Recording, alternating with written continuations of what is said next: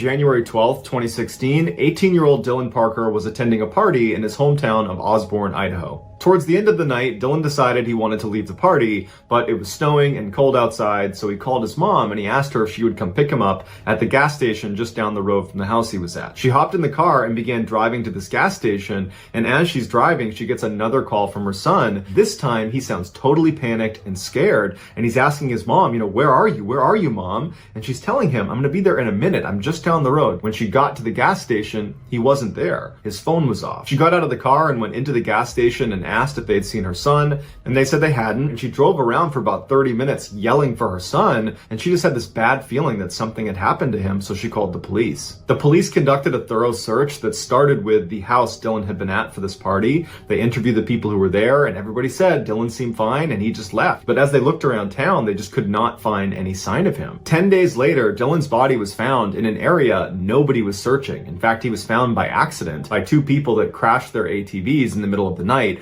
and then went back in the daytime the next day to retrieve their ATVs. He was located outside of town, high up a hill in a dense forest, which in order to get there, he would have had to walk the opposite direction of the gas station. But the case gets even stranger because on the day Dylan went missing, there was a lot of snow on the ground, which meant people would have made tracks. But where Dylan was found, there were no tracks anywhere near him. No footprints, no tire tracks, nothing. It was as if someone had dropped him out of the sky. Dylan was found without pants and without boots on. You would expect his socks to be totally ruined and his feet to potentially be cut up, but his socks were clean and his feet were uninjured. Dozens of police officers and sniffer dogs were never able to find those pants and boots, despite the fact they should, in theory, be in that immediate area where he took them off. While he determined Dylan's cause of death to be hypothermia, the deputy coroner, David Roos, was convinced there was something off about this case. After local authorities came out and said Dylan's death was an accident, David became very vocal in the media saying he disagreed. But the county never reinvestigated Dylan's case, and in fact, they went on to fire David Roos, the coroner, saying he was no longer qualified to do the job. As a result, we may never know the truth.